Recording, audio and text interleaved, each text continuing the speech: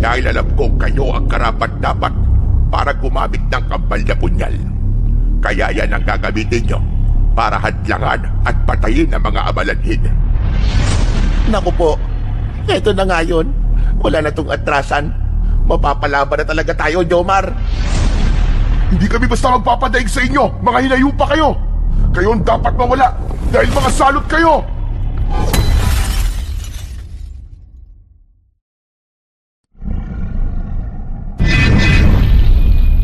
The Voice Addict. Magandang araw pong muli sa inyong lahat, mga kaibigan.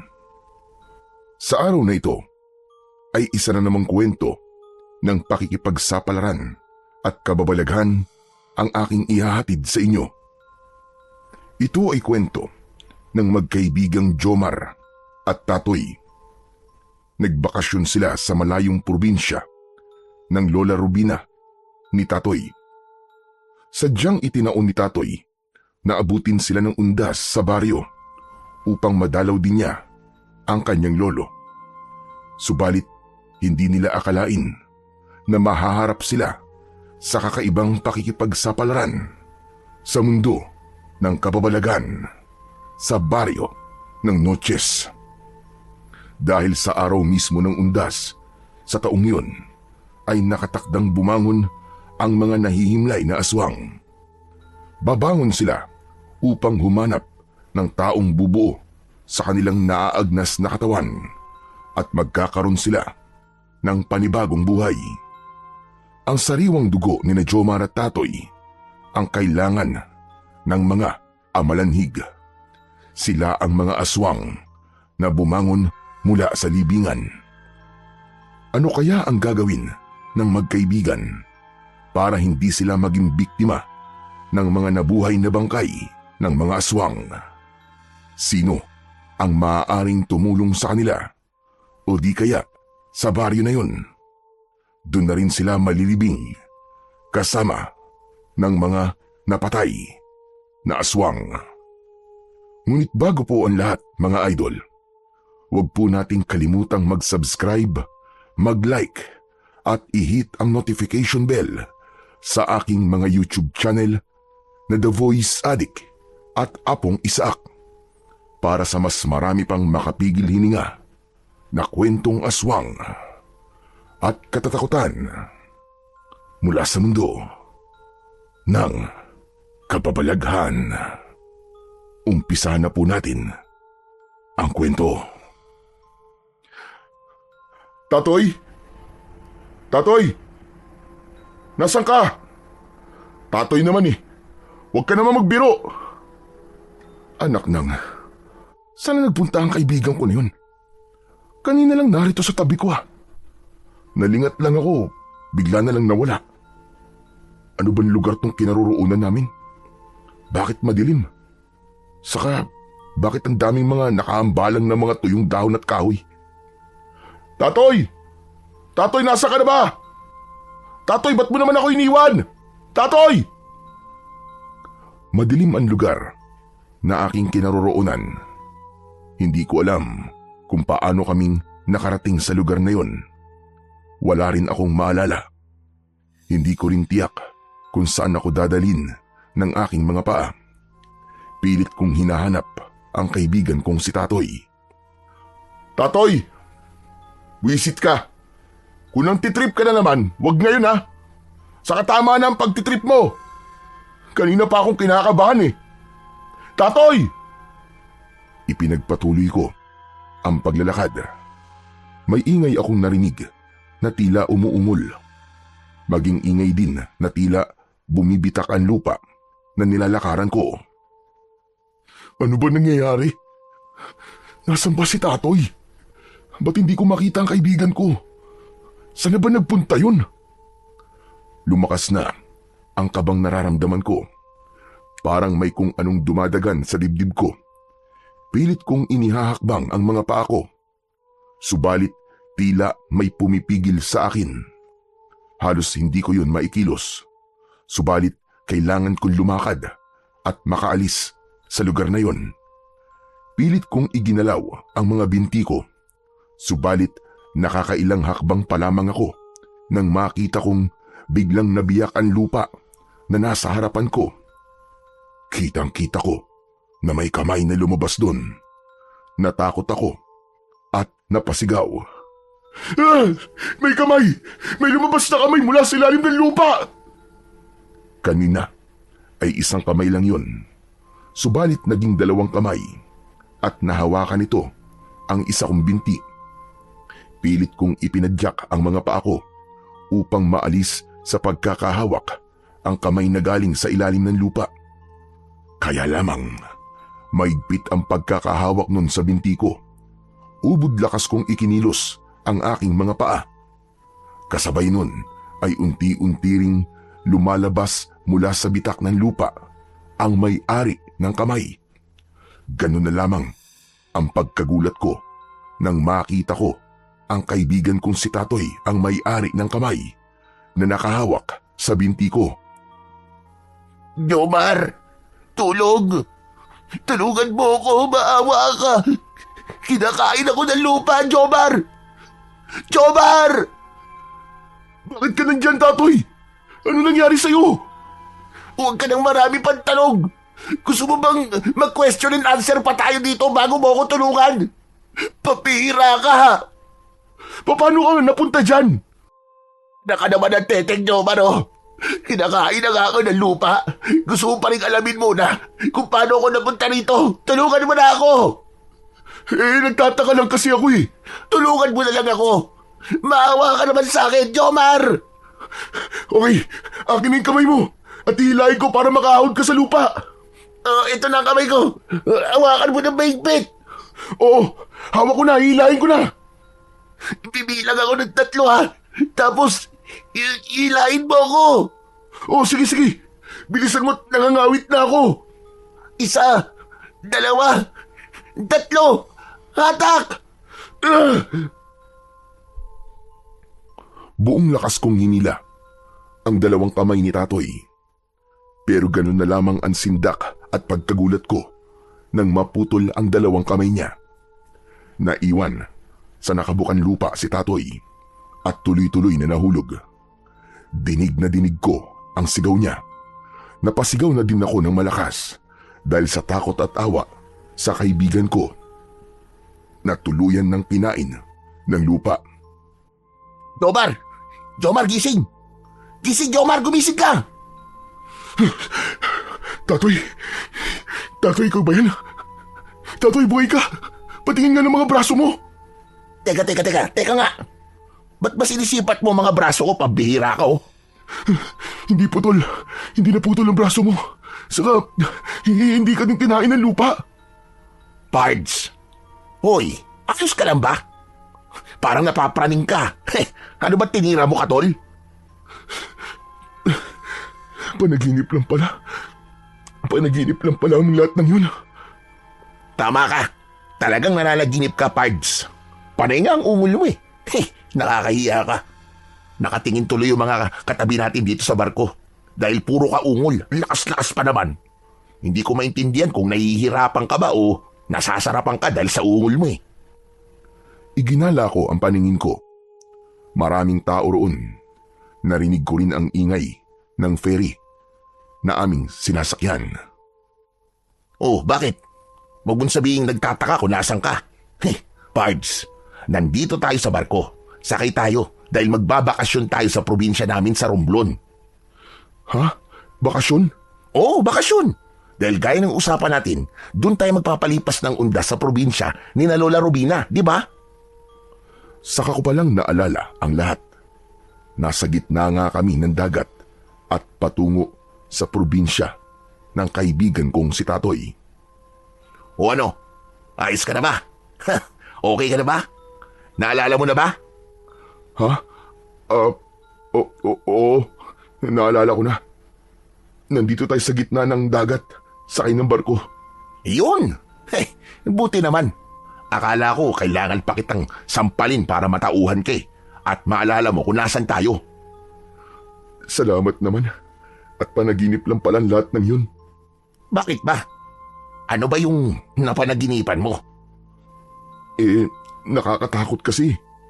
Mukha kang nakakatakot dahil habang nananaginip ka, hindi rin maipinta ang itsura ng mukha mo. Para kang maiihi na naaano eh. Ang sama ng itsura mo, Pards. Akala ko nga katapusan ko na eh. Tapos ikaw din, akala ko wala ka na. Anong wala? Natigo ka na. Nakwento ka na lang.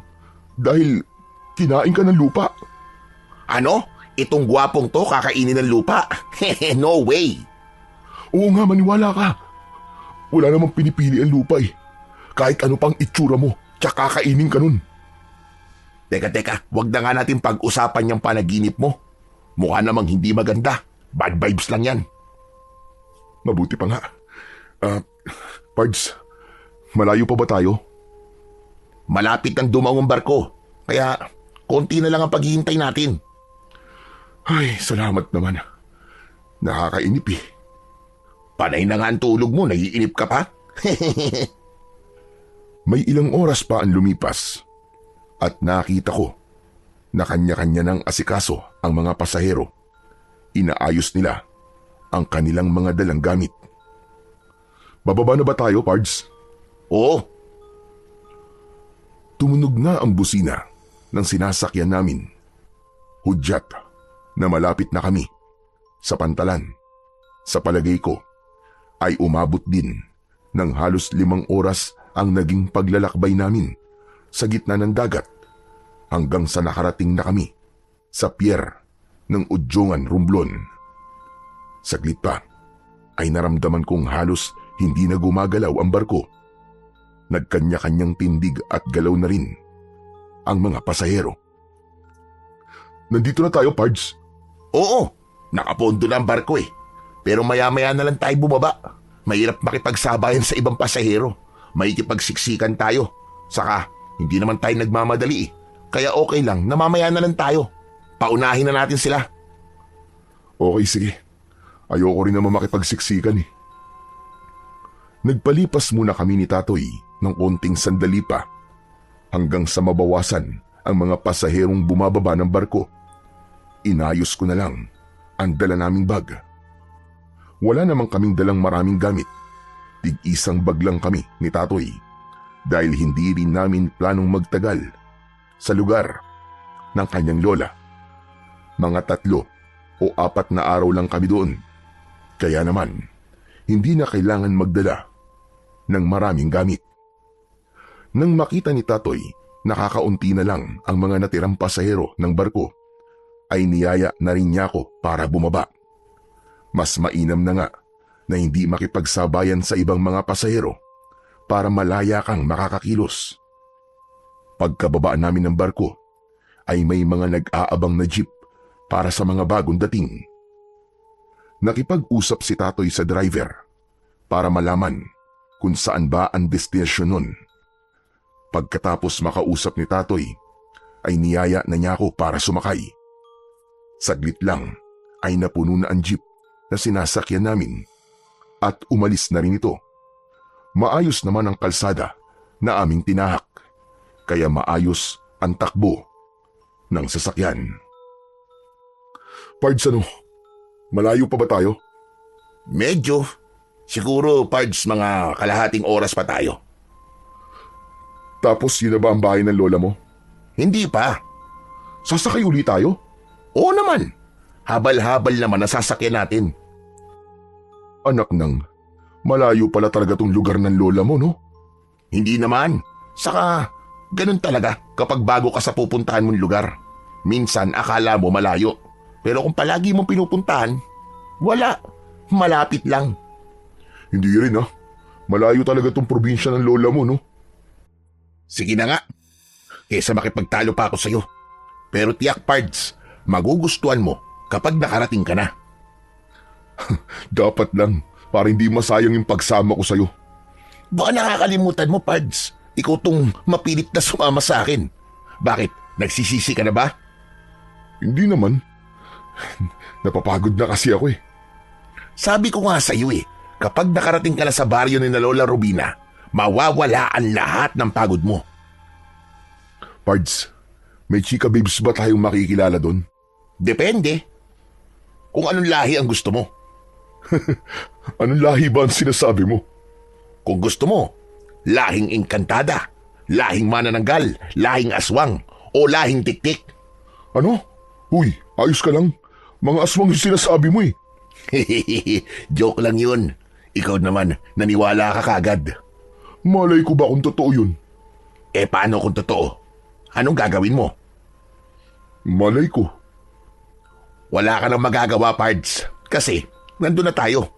Saka ayaw mo nun, magiging exciting ang bakasyon natin dahil marami tayong makikilalang iba't ibang lahi. Huwag ka naman ganyan, Tatoy. Kinakabahan ako sa'yo eh. Bakit, naduduwag ka? Hindi ah. Talaga? Oo naman. Wala akong kinakatakutan, no? Wala. Kanina nga, habang sakay tayo ng barko, takot na takot ka eh. Dahil nga yun sa panaginip ko. Napansin ko na nagtitinginan sa amin ang ibang pasahero ng jeep. Kaya huminto na lang ako sa pagsasalita. At ganun din si Tatoy. Nagkatinginan kami at napangiti na lamang. Ilang taon na rin kaming magkaibigan ni Tatoy. Halos sabay kaming natanggap sa isang electronics company sa Laguna. Nagkakilala kami at naging matalik na magkaibigan. Magkasama kami sa kwartong aming nirerentahan, kasama ang dalawa pang katrabaho namin. Subalit mas malapit kami ni Tatoy sa isa't isa. Marami kaming napagkakasunduan sa hilig na libangan, sa pagkain at pati na rin sa mga kalokohan. Naaaliw din akong kasama si Tatoy dahil kuwela siya. Kapag may mabigat akong pinagdaraanan, ay siya ang nakakapagpangiti kagad sa akin. Hindi lang kaibigan ang turing ko sa kanya, kundi isa na ring kapatid. Kaya nga, nang malaman ko, nadadalaw siya sa kanyang lola na taga Romblon dahil matagal nang hindi niya nakikita, ay nagpresenta akong sumama. Ang sabi niya ay 3 o 4 na araw lang daw siya. Kaya naman, halos sabay din kaming nag-file ng aming vacation leave. Salamat na lamang at pinayagan kami ng aming supervisor. Kung sa bagay, hindi naman kami pala absent gaya ng ibang kasama namin sa trabaho. Kapag kailangan ng overtime, madali din kaming kausap. Kaya na magpaalam kami na magbabakasyon ng ilang araw, ay naging madali yun at pinayagan kami. Binalikan ko sa aking isipan ang mga alaala ng pagiging malapit namin ni Tatoy nang marinig ko ang boses ng kaibigan ko. Manong, para, dito na po kami. O Pards, dito na tayo. Bababa na tayo? Oo, kung gusto mo lang naman bumaba, pwede rin namang hindi. Ugok, mamaya saan pa ako mapunta nito eh. O tara na. Ay teka lang, yung bayad po pala namin, Manong. Heto po. Inabot sa akin ng isang pasahero ang ibinigay kong bayad na perang papel. May sukli pa yun na 10 piso, pero hindi ko na kinuha pa. Tip ko na lang yun kay Manong driver. Bumaba na kami ng kaibigan ko. O ano, sana tayo nito? Sabi ko nga sa'yo, di ba? Sasakay pa tayo ng habal-habal. Kaya nga, ibig ko sabihin saan tayo sasakay? Di mag-aabang tayo ng dadaan? Maya-maya lang, tsak may darating na dyan. Halos hindi pa tapos sa kanyang sinasabi si Tatoy nang makarinig ako ng tunog ng isang motorsiklo. Open pipe muffler ang motor, kaya naman sadyang napakaingay, ang sakit sa tenga. Nang malapit na yon sa amin, ay pinara ni Tatoy. Huminto ang habal-habal. Sa Barrio Noches, Chong. Tumango ang habal-habal driver. O halika na, Pards. Sakay na tayo. Ha? Dalawa tayong aangkas dyan? Oo. Ano akala mo? Tulad sa syudad, natig-isa tayo ng motor na aangkasan. Dito, kayang pagkasyain sa motorsiklo hanggang 3 pasahero. O di ba, magaling? Sigurado ka? Pards, hindi ba masikip? Ayaw mo nun? Dikit-dikit tayo, pwede tayo magkaamuyan at magkapalitan ng mga muka. Halika na, huwag ka na magginarte. Hindi uso dito yon. Ang totoo, hindi naman ako maarte. Yun nga lang, naninibago ko sa ganung uri ng transportasyon. Tapos, higit sa isa ang isasakay sa motorsiklo. Kaya lamang, wala akong magagawa dahil yun ang kalakaran sa lugar na yun. Isa pa, mukhang bihira lang ang sasakyan. Kaya naman, nauna na akong sumampa sa motorsiklo at sumunod naman si Tatoy. Dahil napagitnaan ako ni Tatoy at ng driver, kaya pakiramdam ko ay naiipit ako.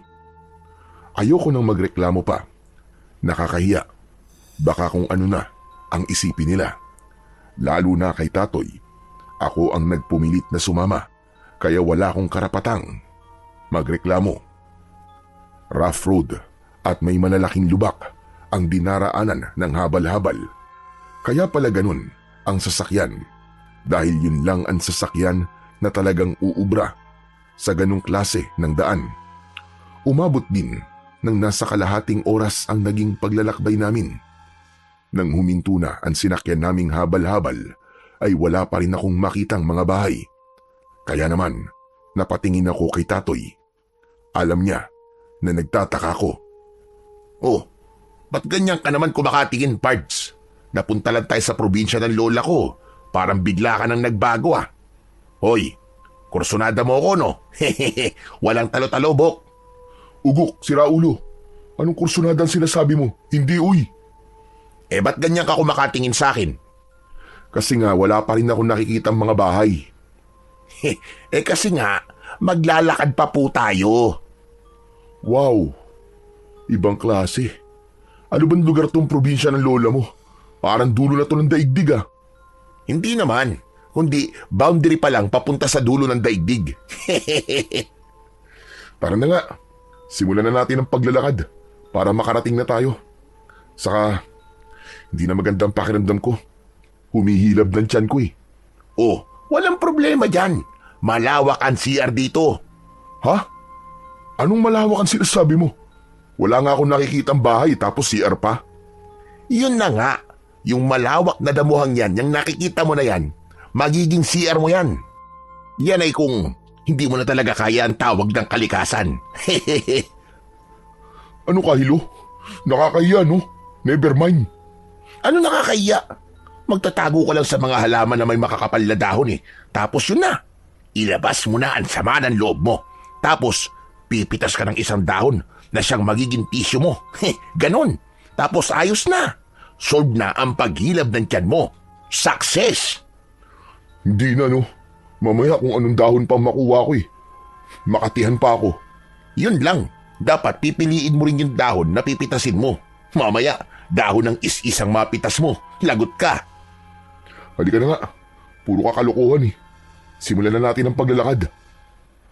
Ano, ayos ka na ba? Kaya mo pa bang tiisin ang tawag ng kalikasan? Oo, kaya ko pa. Kesa naman dyan ako maglalabas ng sama ng loob ko, no? Mamaya niyan, kung anong laman lupa pa mag-trip sa akin dyan at paglaruan pa ang kwan ko, kung ano pang mangyari sa akin. Sinimulan na ni Tatoy ang maglakad. Nakasunod lang ako sa kanya. Pinasok namin ang makitid na daan na may makakapal na damong ligaw. May ilang minuto lang naman yun hanggang sa nakarating kami sa isang tila nakatagong pamayanan. Maraming mga bahay na yari sa pawid at kawayan. Makikita ang kasimplihan ng kanilang pamumuhay. Isang maliit na bahay ang pinasok namin ni Tatoy. Naisip ko na yun na siguro ang bahay ng kanyang lola. Lola Rubina? Lola Rubina? Pards, mukhang walang tao ah. Oo nga eh. Pero tiyak ko nandito siya. Nakabukas ang bahay na dumating tayo eh. Baka may pinuntahan lang. Hindi kasi sanay na magsara ng pinto mga taga rito. Palibasa, kampante sila na walang ibang papasok. Dahil halos lahat magkakakilala ang mga nakatira dito sa Barrio Noches. Inirelax muna namin ang aming mga katawan. Inalis ko na ang aking suot na sapatos At ganun din si Tatoy. Maya-maya pa ay may dumating na matandang babae. Sino kayong basta na lamang pumasok sa bahay ko? Ops, ops, ops. Kalma lang po, Lola. Huwag po kagad mainit ang ulo nyo. Yaski, bata ka. Ikaw ba yan, Tatoy, apo? Hehehe. Oo naman po, Lola Rubina. Ang saksakan na gwapong apo nyo. Hehehe. Maigi naman at naisipan mo pumasyal din eh. Siyempre naman po. Gusto ko kayong bisitahin, Lola. Ay, siya nga pala. Kaibigan ko po, si Jomar. Kumusta po kayo, Lola Rubina? Aba, magandang lalaki tong kaibigan mo, Jomar ah. Lola, kaibigan ko yan ha. Mukhang kursunado niyo pa yata ah. Si Raul ah. Loko-loko batang ito. Ano ba sinasabi mo? Hehehe, hindi po yan talo. Huwag niyo pong gayumahin, Lola. Ano? Marunong manggayuman, Lola mo? Loko ka talaga, Tatoy. Baka mamaya maniwala ang kaibigan mo sa'yo. Hehehe, joke lang yun, Pards. Fake news yun. Ikaw naman, di ka pa nasanay sa mga kalokohan ko. Sandali nga lang at ipag-ahanda ko kayo na makakain. May niluto akong adobo sa gata na native na manok. Alam ko na paborito mo yun na po. Wow, ayos na ayos yun, Lola. Kaya pala, naisipan ko magkatay ng manok para lutuin dahil meron akong darating na mga bisita. Galing nyo talaga, Lola. Naramdaman nyo po yun? Kutob ko lang yon. Pero heto at nagkatotoo nga. Dumating kayo. Naghanda ng masarap na hapunan ang Lola Rubina ni Tatoy.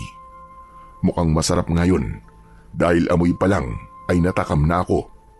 Kaya lamang naalala ko yung sinabi ni Tatoy kaya bigla kong nawalan ng gana. Tungkol yun sa gayuma. Ayaw mo ba ng pagkain inihanda ko, Jomar? Pards, kumain ka na.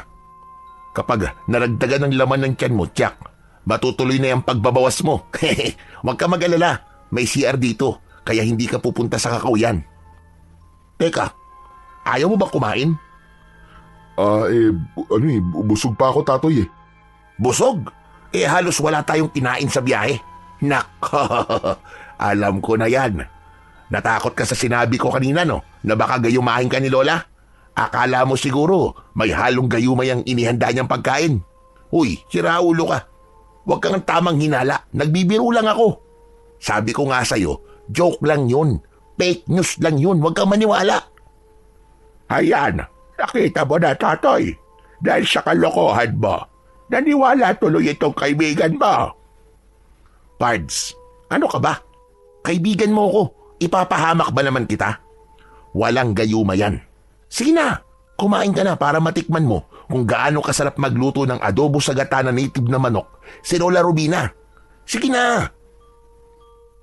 Totoo naman ang sinabi ng kaibigan kong si Tatoy. Noon lang ako nakatikim ng ganung luto ng manok. Para bang chicken curry pero mas masarap dahil purong gata ang siyang ipinangluto sa manok. Noon lang din ako nakatikim ng native na manok. Hindi kasing lambot ng chicken na 45 days, kundi mas malasa. Marami akong nakain. Nawala na rin sa isip ko ang tungkol sa gayuma dahil pinatunayan ng kaibigan ko na biro lang ang lahat ng sinabi niya. Pagkakain ay nagpahinga na kami ni Tatoy. Maya-maya lang ay nagsimula ng kumagat ang dilim. Yun ang magiging unang gabi namin sa Barrio Noches sa Lola Rubina ni Tatoy. Malamig ang simoy ng hangin ng gabing yun. Umiiral na ang hanging amihan na siyang lalong nagbigay ng malamig na simoy.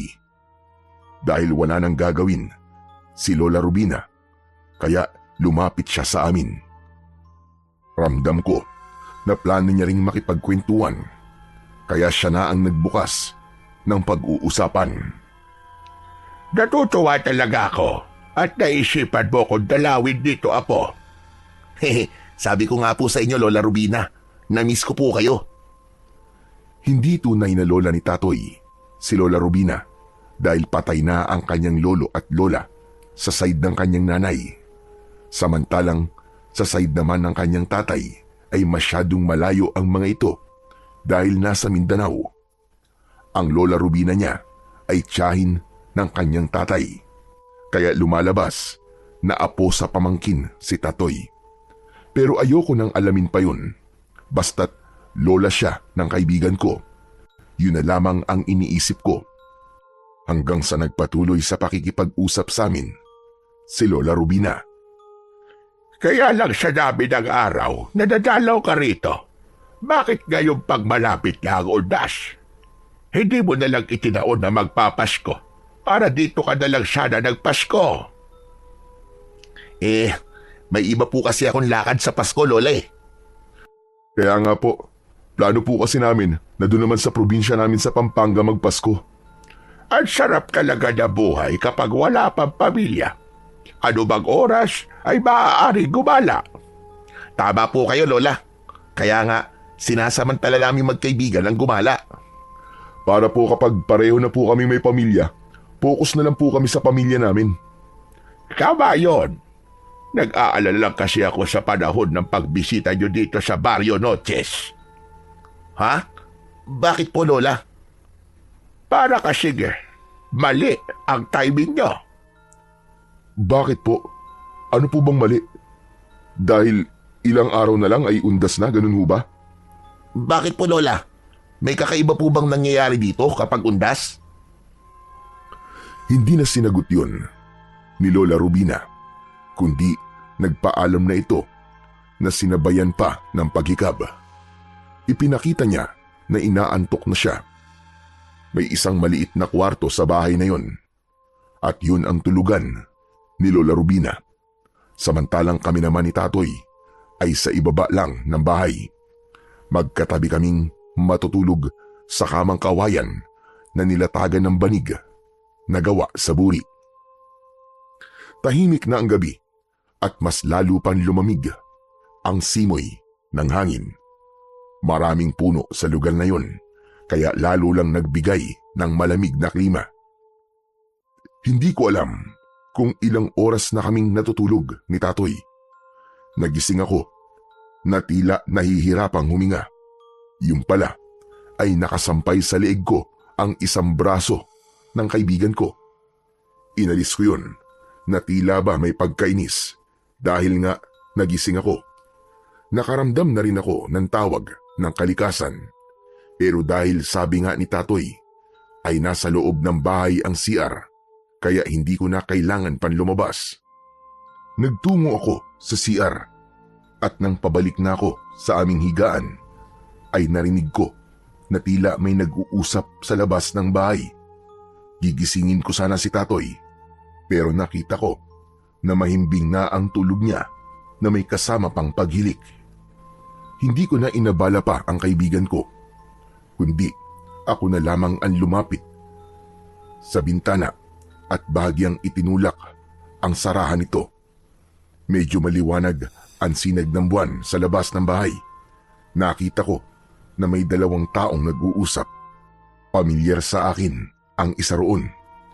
Natiyak ko na si Lola Rubina yon.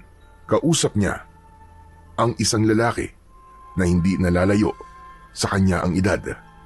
Kung anuman ang kanilang pinag-uusapan, yun ang hindi ko alam. Hindi ko kasi gaanong maintindihan ang kanilang mga sinasabi, pero alam ko na meron silang pinag-uusapan. Tila nga meron pa silang pagtatalo. Ilang minuto rin ang naging pag-uusap nila nang makita ko na pabalik na ng loob ng bahay si Lola Rubina ay nagmamadali akong bumalik sa aming higaan at tumabi kay Tatoy. Nakapikit ang mga mata ko pero gising na gising ang diwa ko at nakikiramdam ako kay Lola Rubina. Narinig ko na lamang ay ang pagpasok niya ng kanyang kwarto at ang pagsara ng pinto nito. Nang matiyak ko na nakapasok na siya sa kanyang kwarto, ay muli akong tumayo at nagtungo sa bintana. Gusto kong tiyakin kung naroon pa rin ang lalaking kausap kanina ni Lola Rubina. Bahagya kong iniangat ang sara ng bintana. Sumilip ako sa labas, subalit ganun na lamang ang aking pagkasindak dahil isang nakakatakot na anyo ang nakita ko na naroroon sa bintana. Napasigaw ako sa pagkagulat at napaupo. Kaya naman nagising si Tatoy na hindi alam ang gagawin dahil nakita niyang nakasalampak ako sa lupa. Hoy, Jomar! Bakit ba? Ano ba nangyari sa'yo? May nakakatakot. Nakita ko siya, Tatoy. May aswang. Ano? Aswang? Oo, nakita ko siya. Parang gusto niya akong sagpangin. Sigurado ka bang aswang ang nakita mo? Oo, Tatoy. Nandiyan siya. Nasa may bintana at sigurado ako nakasilip sa atin. Kitang-kita ko talaga siya. Ay, nako. Siguro nananaginip ka na naman, no? Hindi ako nananaginip. Totoo sinasabi ko. May aswang talaga. Sandali nga. Ano bang aswang ang sinasabi mo, bata ka? Saan mo ba nakita ang aswang? Sa may bintana po. Nasa labas po. Nakakatakot. Ang laki po ng mata. Tapos may matutulis po pangil. Naamoy ko pa nga ang hininga niya eh. Ano? Naamoy mo yung hininga? Ano namang amoy? Ayan o. Di niyo ba naamoy? Nandito pa rin siya. Nandito pa rin yung aswang. Naamoy ko yung hininga niya na naamoy ko kanina. At naamoy ko na naman ngayon. Ayos ka rin, Pards, ha? Sigurado ka ba, Pards, na yung naaamoy mo ngayon ay ang amoy ng hininga ng aswang na nakita mo kanina? Oo nga, Pards. Kaya hindi ako maaaring magkamali. Kapareho ang amoy eh. Ganun na ganun. Walang hiya. Kasing amoy pala ng hininga ng aswang ang masamang hangin na inilabas ko. Ano? Ano masamang hangin na sinasabi mo? Medyo nasira kasi ang tiyan ko kanina eh. Kaya hindi ko napigilan na magpalabas ng masamang hangin. Wala joke ka, bata ka. Kaya pala bigla ko may naamoy na parang nabobulok. Ikaw palang damuho ka ang may kagagawan. Sorry na po, Lola Rubina. Hindi ko na kayang pigilan eh. Kaya ibinuga ko na. Walang iya ka, Pards. Akala ko naman nagbalik yung aswang. Ganun pala yung amoy ng hininga ng aswang, no? Wala palang pinag-iba sa amoy ng ibinuga ko. Pero, Jomar, talaga bang may nakita kang aswang kanina? Opo, Lola Rubina. Nakakatakot nga po eh. Hindi talaga nakapaghintay ang walang hiya. Lola, may sinasabi po kayo? Wala ko ha. Sabi ko maigi na lamang at walang masamang ginawa sa kanya. Lola, ibig bang sabihin, totoo po yung aswang nakita ni Jomar? May aswang dito sa Barrio Noches, ganun ba? Hindi agad nakasagot si Lola Rubina. Tila humahanap pa siya ng tamang salita o paano siya magpapaliwanag tungkol sa tanong ni Tatoy. Lola, gusto ko pong malaman ng totoo. Sabihin niyo na po. Tatoy, apo. Dati pa yun. Pero ngayon wala na sila. Kung ganun, nagkaroon po ng aswang dito sa baryo? Sabi ko nga, matagal na yon. Nalipol na sila mula nang may manunugis na dumating dito at inubos ang mga aswang. Pero Lola, ano po yung nakita ng kaibigan ko? Maaaring nananakot lamang yon dahil nga malapit na ang undas. Ugali kasi na mga taga rito ang manakot kapag malapit na ang araw ng mga patay. Hindi ko alam kung dapat ba kaming maniwala sa sinabi ni Lola Rubina, pero ramdam ko na tila naglilihim ang matanda. Ayaw niyang tiyakin na aswang nga ang nakita ko. Kung sa anong dahilan ay hindi ko alam. Marahil para hindi kami matakot ni Tatoy. Ang pangyayaring yon ay nagbigay ng pagkabahala sa akin dahil naiisip ko kung totoong may aswang na gumagala sa lugar na yon. Posibleng malagay sa panganib ang buhay namin, lalo na't dayo lang kami ni Tatoy sa lugar na yon. Hindi na kami nakatulog pa ni Tatoy hanggang mag-umaga. Pareho kaming nag-aalala. Merong pangamba sa mga puso namin. Ganun pa man, hindi ako nagsisi na sumama sa kaibigan ko sa bakasyong yon.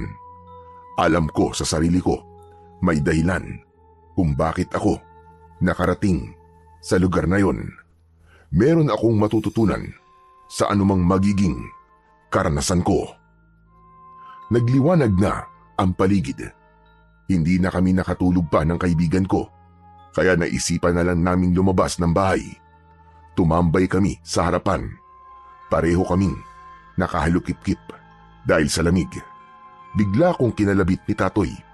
Akala ko kung ano na, sabay turo sa isang babaeng halos kaedad namin ang papalapit. Maganda siya at agad kaming ninitian habang papalapit sa amin ng kaibigan ko. Kumusta kayo?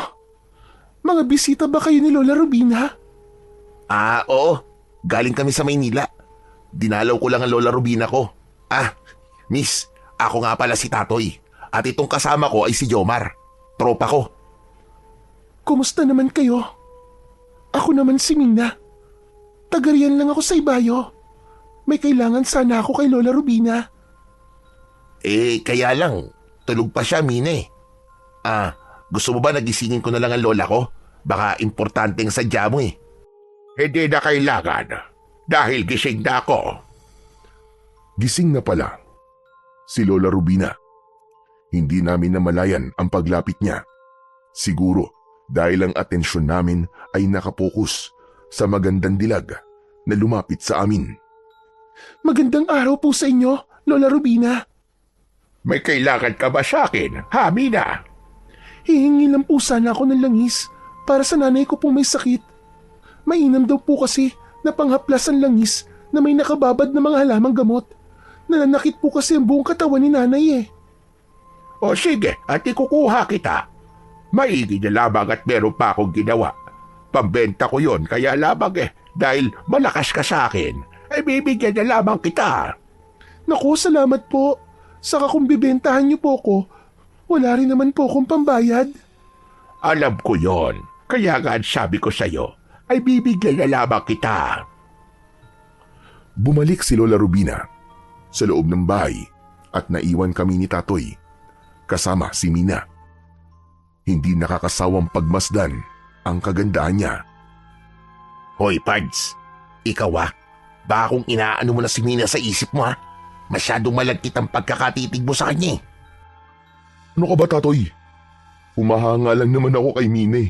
Saka ngayon lang kasi ako nakakita ng kagandahang gaya niya. Sobra ka naman magsalita, sir. Jomar, tinawag ka sir ni Mina. Mukha ka bang teacher? Masyado namang formal yung sir. Jomar na lang, Mina.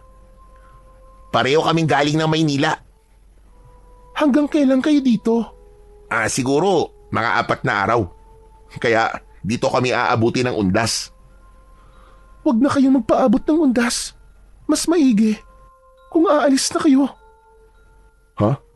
Ba't mo naman kami paaalisin kagad? Saka, hindi pa nga tayo ganong nagkakakilala. Gusto mo na kagad na umalis kami? Gusto pa kitang makilala ng lubusan, Mina. Kung okay lang sa'yo para maging magkaibigan tayo. Ayos lang naman na maging magkaibigan tayo, Jomar. Kaya lang ang sinasabi ko lang ay para din sa kaligtasan nyo. Ano? Kaligtasan namin? Oo, dahil delikado kayo rito kung aabutin pa kayo ng undas. Ha? Bakit naman? Ano bang pwedeng mangyari sa amin? Bago pa sagutin ni Mina ang tanong ko, ay bumalik na galing sa loob ng bahay si Lola Rubina na dala ang isang maliit na bote na may lamang langis. Iniabot ng matandang babae ang maliit na bote sa dalaga at pagkatapos ay nagpaalam na ito. Kayo dalawa. Ba't ganyan kayo kumakatitig kay Mina? Talagang sinundan niyo pa siya ng tingin. Lola Rubina, ang ganda po kasi niya Kursunada nga ni Jomar Huwag niyo na pag-interesin pa si Mina. Bakit naman po, Lola Rubina? Ang ganda nga po niya Hindi siya bagay sa sino man sa inyo. Saka hanggang dito na lang yan si Mina. Hindi siya maaaring umalis dito sa Barrio Noches. Po, bakit naman po, Lola? Kailangan siya ng nanay niya. Saka huwag ka nang marami pang tanong, Apo. Makinig na lang kayo sa akin. Hindi na babagay sa inyo si Mina. Ikalawang gabi namin ni Tatoy sa baryong yun. Namamalagi namang maayos ang lahat. Walang nanggugulo sa amin. Hindi na nagpakita pa uli ang aswang na sinabi kong minsang nanakot at gumulat sa akin. Sa susunod na araw ay araw na yon ng mga patay. Araw ng undas. Minsan pa, habang natutulog kami ni Tatoy, ay muli akong nakarinig ng pag-uusap. Dahil puno ng pagtataka ang isipan ko, kaya naman bumangon ako at nagpunta sa bintana. Muli ay sinilip ko kung sino ang narinig kong nag-uusap sa labas. May kausap na naman si Lola Rubina at sa pagkakataong yon ay tila naging matindi na ang kanilang pagtatalo. Bagamat hindi pa rin malinaw sa pandinig ko ang dahilan ng kanilang pinagtatalunan. Hanggang sa tumaas ang boses ng matandang lalaking kausap ni Lola Rubina.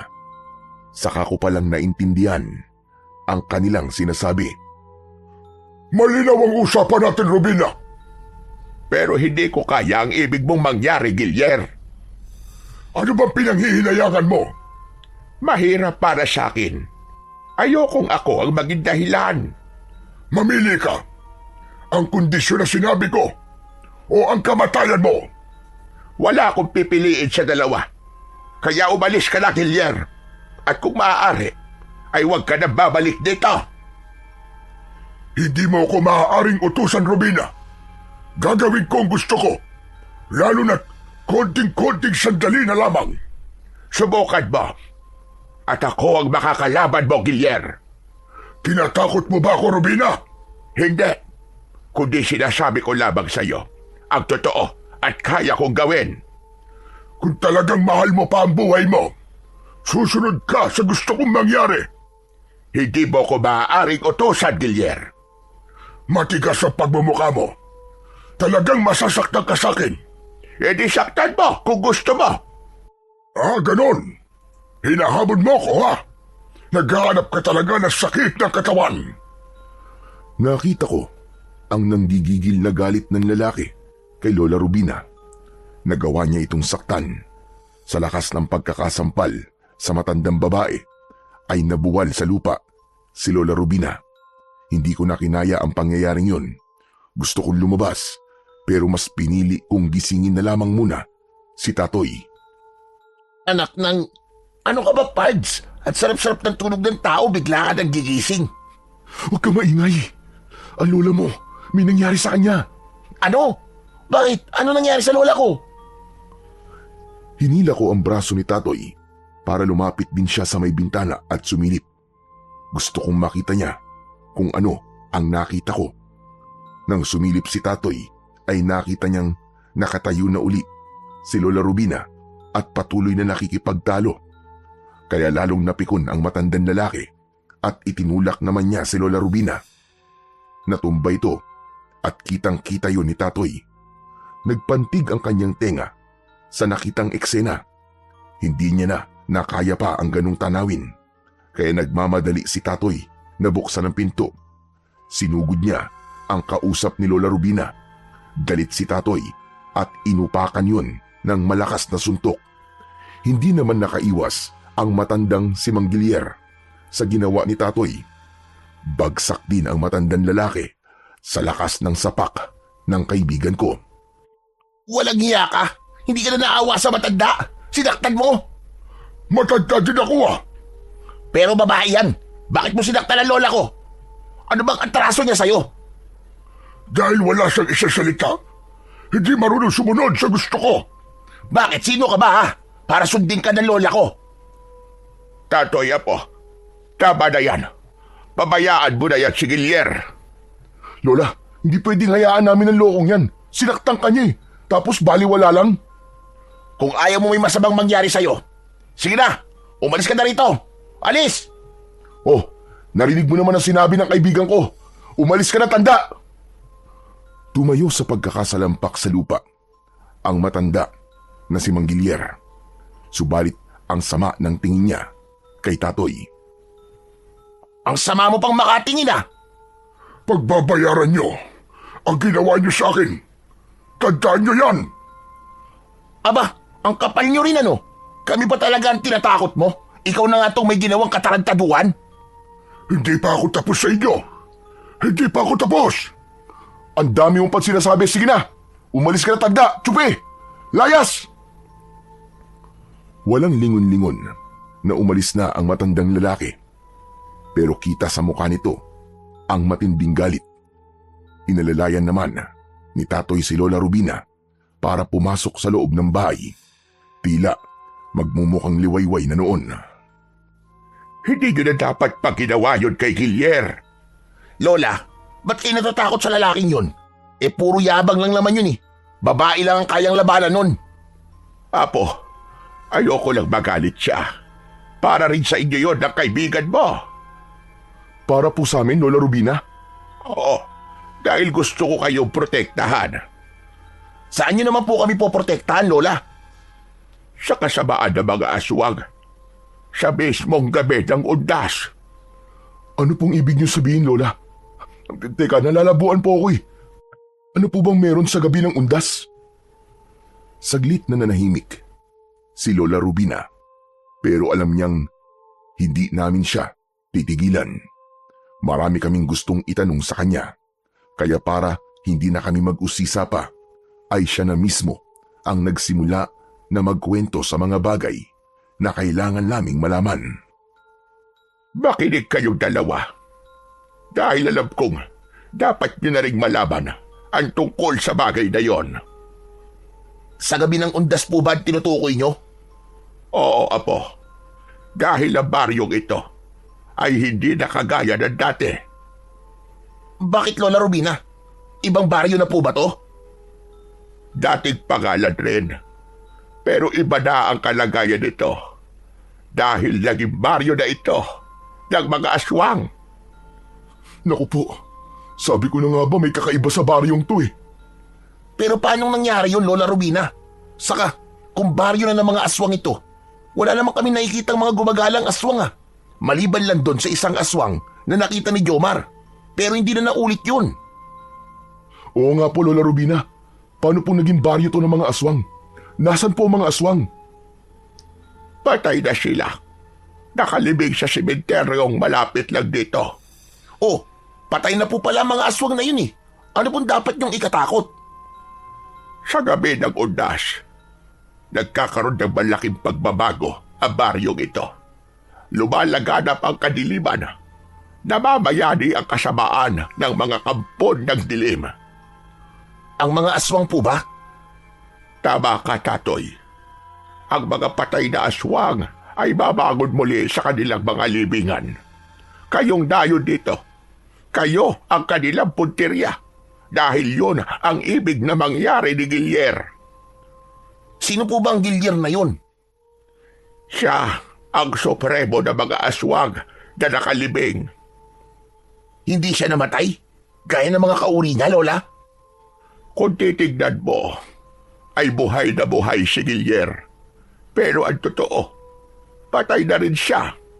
Yun nga lang, nagkaroon siya ng panibagong buhay dahil na rin sa dayo na minsang napadpad dito.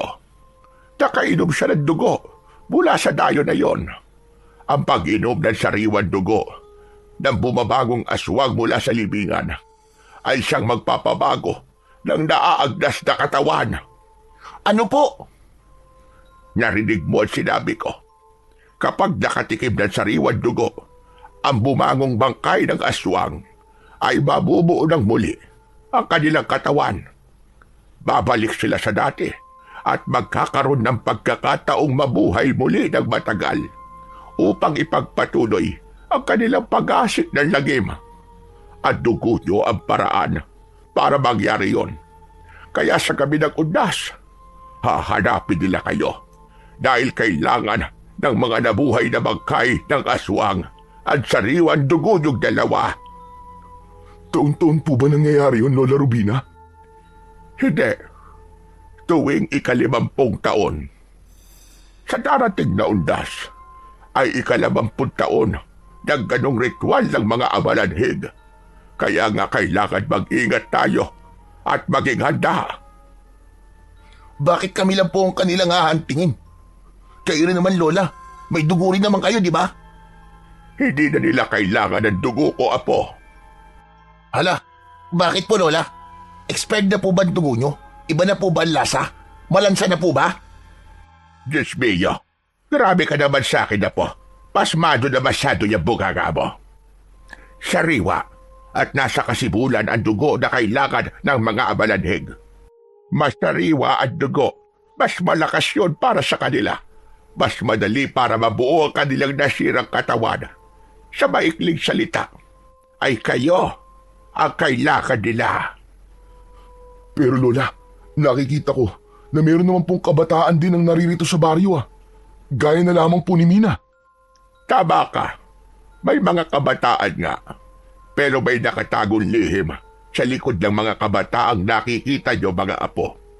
May lahi na rin silang aswang. Hindi na interesado sa kanila ang mga nabubuhay na bangkay. Kung ganun, tayo lang talaga ang kailangan nila, Pards. Delikado tayo. Ano kaya kung umalis na tayo dito? Bumalik na tayo sa lungsod. Hindi na kayo makakalabas pa hanggat hindi natatapos ang kaarawan ng undas. Ho, bakit naman po, Lola Rubina? Pipigilan na kayo ng mga taga-baryo, ang mga naninirahan dito. Bakit po? Sila ang mga kamag-anak ng mga aswang na mabubuhay sa gabi ng undas. Siyempre, inaasahan rin nilang mabuhay uli ang mga ito at makasama nila. Pagkatapos ng pakikipag-usap namin ni Tatoy sa kanyang Lola Rubina, ay ganap nang naging malinaw sa amin ang lahat. Talaga nga palang nasa panganib ang buhay namin. Oh, ba't ganyan ka makatingin sa akin, Pards? Wala, Pards. Hindi lang ako makapaniwala sa magiging kapalaran natin dito. Buhay pa tayo, Jomar. Hindi pa tayo tigok. Teka nga, sinisisi mo ba ako, Pards? O nagsisisi ka ba na sumama sa akin dito? Hindi naman, Pards. Saka, ako naman ang naging mapilit na sumama sa'yo eh. Huwag kang mag-alala, Pards. Hindi tayo mapapahamak dito. Pero hindi mo ba narinig yung sinabi ni Lola Rubina? Wala nang kaparaanan para makaalis tayo dito. Dahil hahadlangan daw tayo. Tsak gagawin nila ang lahat para hindi tayo makaalis. Kung magpupumilit tayo, baka kahulugan na rin yun ng kamatayan natin. Alam ko, may paraan pa. Ano? Paano? Kilala ko si Lola Rubina. Hindi niya tayo pababayaan. Sana nga totoo yung sinasabi mo. Dahil ayoko pa mamatay, Pards.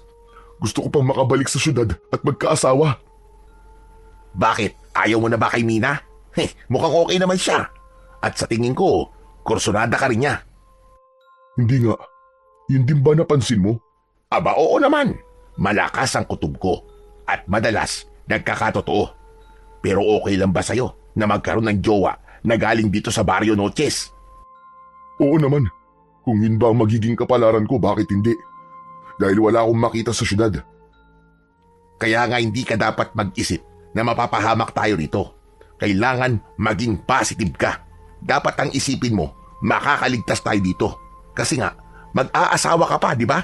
Tapos, magiging abay pa ako sa kasal nyo ni Mina. Ayos ka rin, no? Umabot ka na kagad sa kasalan, Ang bangis mo. Hindi ko pa nga alam kung magiging kami ni Mina. Saka, kung magkakasundo ba kaming dalawa.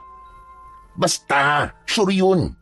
Kaya kapag nakita ulit natin si Mina, huwag ka nang magpatumpik-tumpik pa. Diskartehan mo na kagad. Bago ka pa maunahan ng mga babangon na aswang na malanhig. Kung sa mga aswang rin lang naman, hindi ako magpapatalo, no? Hindi ako papayag. Bawang lang ang katapat nila. Talaga lang, ha? Sabi mo yan, ha? Atapang tao, ha? Pinapakalma ko lang ang sarili ko. Pilit kong pinapalakas ang aking loob. Kahit na ang totoo ay abot-abot na rin ang nararamdaman kong kaba at takot. Subalit kahit paano, ang kabang yun ay napapalitan ng kahit konting kilig. Dahil yun, kay Mina. Nagiging pampakalma ko ang pangalan niya kapag naririnig ko yun. Kaya kinabukasan, hindi inaasahan ay nakita ko si Mina. Mag-isa ako nun na lumabas ng bahay. Napasarap kasi ang tulog ni Tatoy, kaya iniwang ko siya habang naghihilik pa. Sinusulit ko ang mga natitira kong araw at oras sa Barrio Noches. Hi Mina, saan ka galing? Ikaw pala, Jomar. May inutos kasi sa akin si nanay. Nag-deliver ako ng niluto niyang sumang malagkit. May nagpagawa kasi sa kanya. Wow, masarap siguro ang sumang malagkit na gawa ng nanay mo, no? Oo naman. Kaya lang sayang pala. Kasi wala nang natira eh. Patitikimin sana kita. Ganun ba? Pero ayos lang. Pauwi ka na ba, Mina? Oo. Pwede ba kitang ihatid sa inyo? Ha? Sigurado ka ba? Oo naman, para malaman ko rin kung saan ka nakatira. Sige, ikaw ang bahala. Nauna nang lumakad si Mina at kasunod lamang niya ako. Habang naglalakad kami, ay may nakikita akong mga tao sa lugar na aming dinadaanan. Nasa kalye sila at hindi ko maipaliwanag ang pagkakatitig nila sa akin. Napansin ni Mina ang pagkabalisa ko sa mga kakaibang tingin ng mga taga-Barrio Noches sa bawat lugar na aming dinadaanan. Jomar, okay ka lang ba? Ha? Oo naman. Okay lang ako. Mukhang naaasiwa ka sa mga tingin ng mga kababaryo ko. Oo nga eh. Hindi ko maintindihan ang mga tingin nila kung bakit ganun. Bago ka lang kasi dito, kaya ganyan sila kung makatingin sa'yo. Baka nagagwapuhan lang sila sa'yo. Ganyan ba sila tumingin ng gwapo? Parang gusto nila akong sagpangin eh. Baka mukha kang masarap. Ha? Anong sinabi mo, Mina? Sabi ko, baka natutuwa sila sa'yo.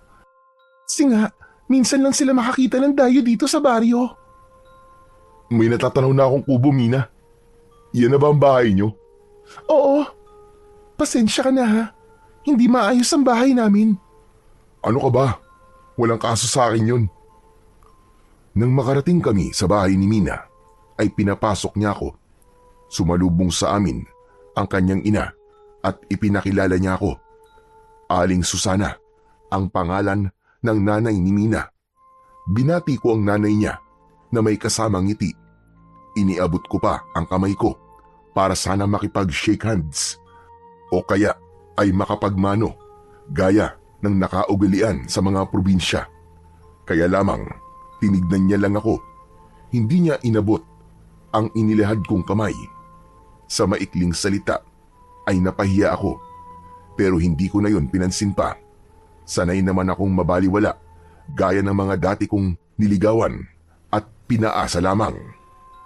Kaya lamang ang ipinagtataka ko ay ang kakaibang tingin sa akin ng nanay ni Mina. May talim ang mga tingin niya sa akin. Pinagmasdan niya ako mula ulo hanggang paa. Kung anuman ang ibig sabihin ng mga tingin niyang yon ay hindi ko alam. Subalit nagdulot sa akin yon ng kakaibang pakiramdam. Para bang biglang nangalisag ang aking balahibo na hindi ko maintindihan. Maupo ka muna, Jomar. Kukuha lang ako ng kahit na anong makakain mo. Hindi na, Mina. Ayos lang ako. Hindi naman ako nagugutom eh. Sigurado ka? Oo, huwag ka na mag-abala pa. Kapin na lang. May nilagang kaping barako si nanay. Bibigyan kita. Hindi ako mahilig sa kape. Baka lalo lumakas ang nervyos ko eh. Kaya ayos lang ako. Huwag mo na akong alalahanin. Para-paraan na lamang ang aking mga sinabi kay Mina.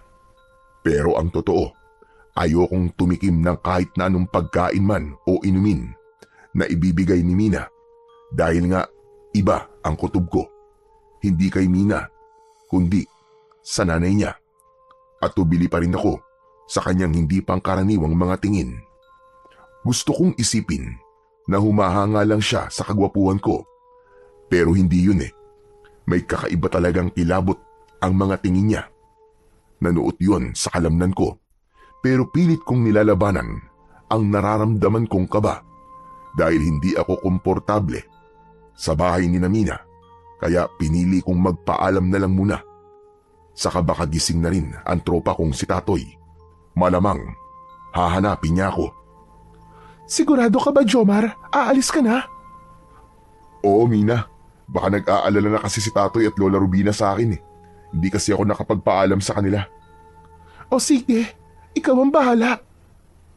Ang mahalaga lang naman sa akin eh, alam ko na tong bahay nyo. Kung sakaling may oras pa kayo ni Tatoy, pwede kang bumalik dito para bumisita. Bagyang lumundag ang puso ko sa kanyang sinabi. Pagpapakita yon na maaaring may pag-asa itong nararamdaman ko. Yun nga lang, kapag naiisip ko ang nanay niya, parang wag na lang yata. Dahil ayaw ko rin namang maging bastos sa nanay ni Mina kahit hindi naman ito nagsasalita. Kundi nakatitig lang sa akin hanggang sa nagpaalam na rin ako ng maayos. Ma'am, alis na po ako. Nagagalak po kung nakilala ko kayo. Halos wala pa ring pagbabago sa reaksyon ng nanay ni Mina. Ganun pa rin ang mga tingin nito sa akin. Mukhang iniukit na yata sa mukha niya ang kakaibang tingin na hindi ko mawari kung nananakot ba o sadyang nakakatakot lang talaga ang itsura niya. Tuloy-tuloy na akong lumabas ng bahay ni Mina. Nagmamadali ako sa paglalakad dahil nga hindi ko na rin gusto ang kabang nararamdaman ko. Medyo malayo-layo na rin ang aking nalalakad. Pakiramdam ko ay malapit na ako sa bahay ni na Lola Rubina nang may maramdaman akong kaluskos galing sa mga masukal na lugar na aking dinaraanan. Pakiramdam ko rin ay may kanina pa nakasunod sa akin. Para matiyak kong may sumusunod nga ay huminto ako sa paglalakad. Lumingon ako para tumingin sa aking likuran. Subalit wala naman akong nakitang anuman. Kaya lamang nang ibalik ko ang aking paningin sa dinadaanan ko ay muntik na akong mabuwal sa pagkakagulat dahil isang dipa ang layo. Nasa harapan ko ang ina ni Mina.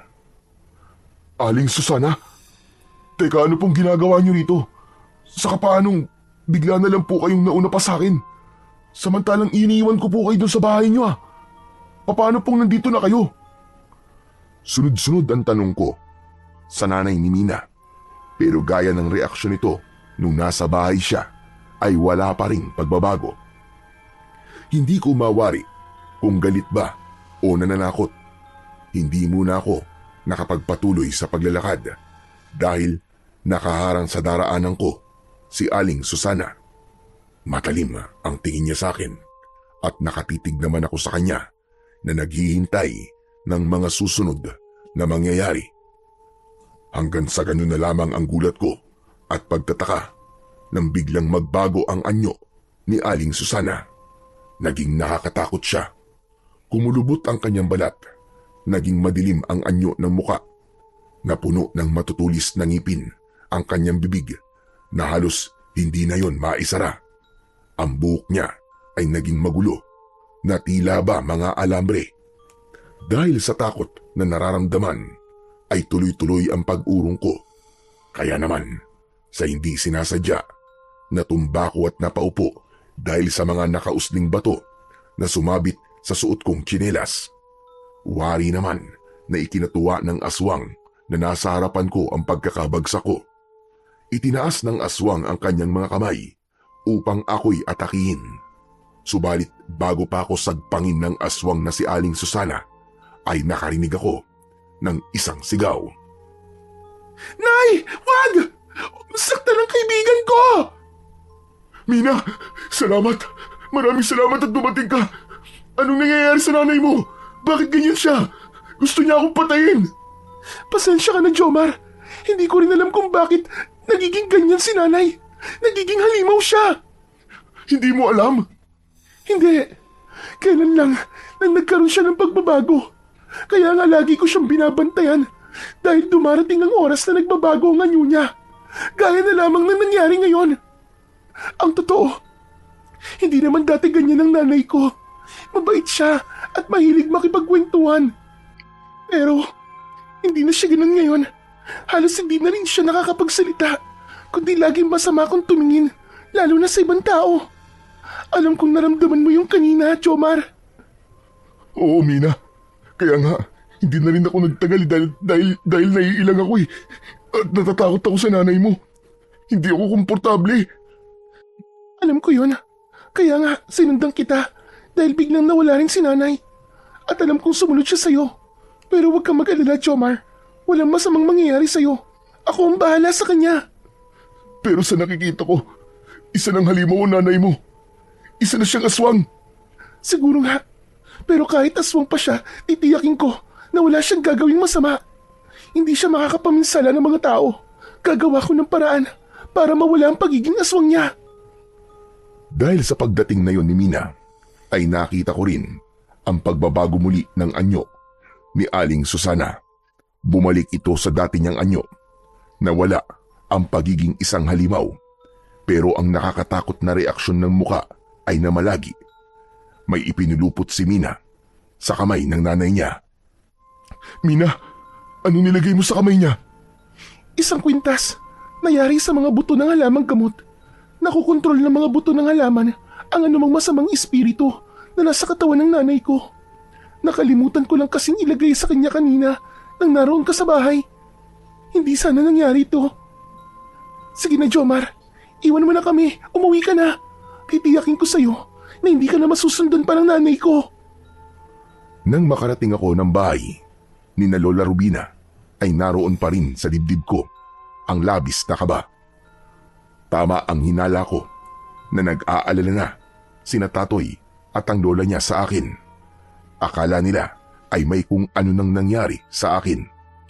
Pards naman oh. Pinakaba mo ako ah. Akala ko napahama ka na eh. Bakit kasi hindi ka man lang nagpaalam na maglalakad-lakad ka pala? Pasensya na po kayo, Lola Rubina. Tatoy, tulog pa kasi kayo kanina eh. Pero wag na po kayong magalit. Wag na po kayong mag-alala dahil okay lang naman po ako eh. Sure ka ba? Ayos ka lang? Pansin ko kanina na dumating ka para ka namumutla eh. Para bang nakainom ka ng sangkaterbang suka. Kitang-kita ko kaya sa mukha mo ang kaba. May nangyari ba? Hindi ko kailangang ilihim ang mga nangyari at naging karanasan ko ng araw na yon. Kaya naman, nagpasya na ako na sabihin kay Tatoy at Lola Rubina ang nangyari sa akin. Anak nang, buti na lang pala, hindi ka pinabayaan ni Mina. Oo nga, Tatoy. Ayaw rin niya ako mapahamak at gumawa ng masama ang kanyang nanay sa akin. Ang nangyari kay Susana, sa nanay ni Mina, katunayan lang yon na nagkakaroon na ng bisa ang lakas ng mga abalanhig, lalo na't mamayang gabi na ang pagpasok ng undas. Yun na rin ang simula ng pagbangon ng mga namatay na aswang na ipapasa na nila ang pagiging aswang.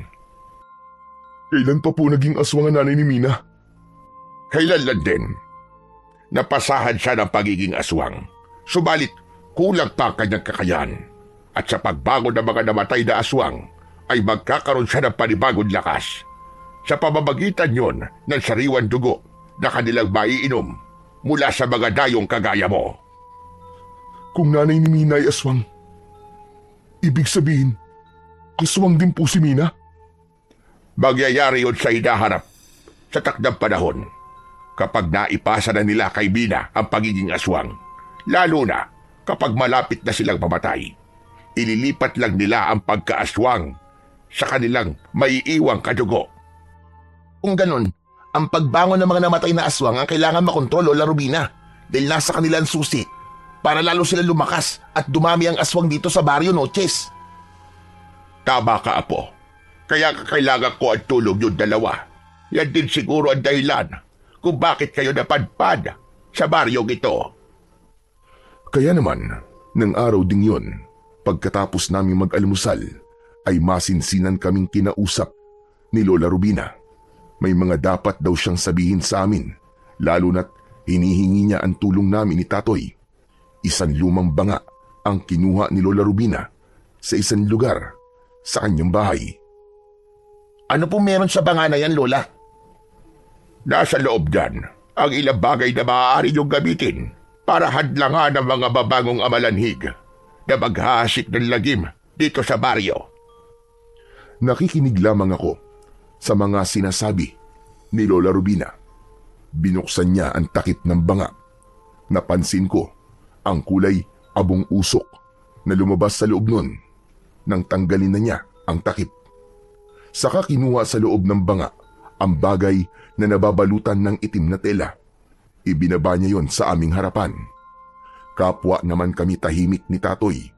Naghihintay na alisin ni Lola Rubina ang nakabalot na itim na tela. Tinanggal ni Lola Rubina ang buhol sa telang itim. Binuksan niya yon. Tumambad sa harapan namin ng kaibigan ko ang kambal na punyal.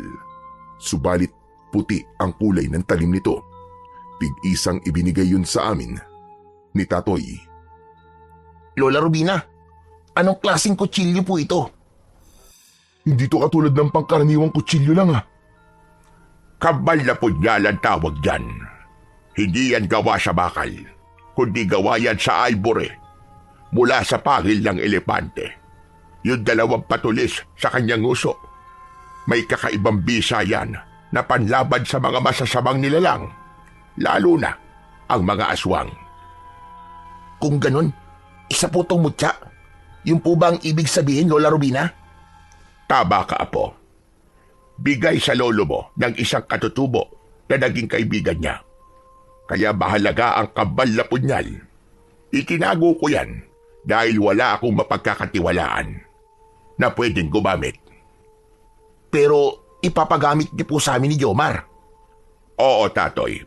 Dahil alam kong kayo ang karapat-dapat para gumamit ng kambal na punyal.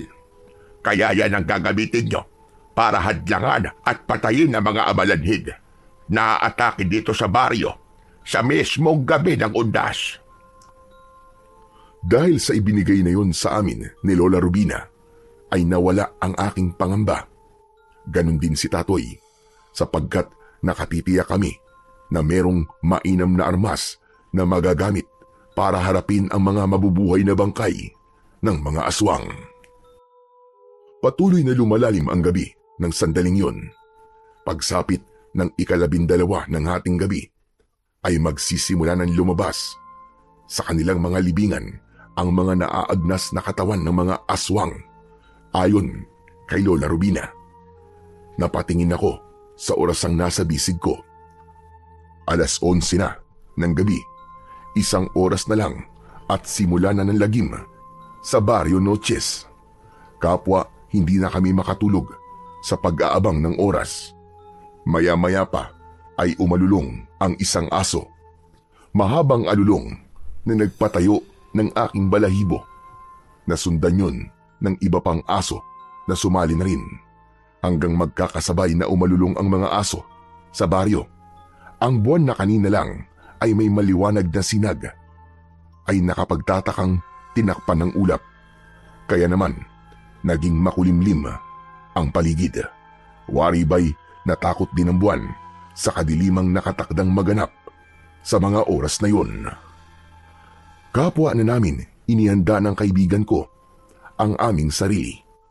Hawak na namin ang punyal na gawa sa pangil ng elepante. Napatingin ako kay Lola Rubina. Tahimik lang sa isang bahagi ng bahay. Hawak naman niya ang isang supot. Pinagmasdan ko yun. Nakita ko na mga butil ng bawang na sadya niyang pinag-iwahiwalay upang dumami. Ito ang kanyang magiging pananggalang laban sa mga aswang na amalanhig. Maya-maya pa ay may naamoy akong hindi kaaya-aya. Napatingin ako kay Tatoy. Napasimangot ako dahil sa aking naaamoy. O, teka. Ba't ganyan ang pagkakatitig mo sa akin, Pards? Ang baho kasi. Mukhang nagpalabas ka na naman ng hindi magandang amoy. Oy. Ayos ka lang ba? Tahimik ang tiyan ko, no? Hindi ako nagpapasingaw. Baka ikaw, tapos ibibintang mo lang sa akin. Sabi nga, kung sinong unang pumiyok ay siyang nangitlog.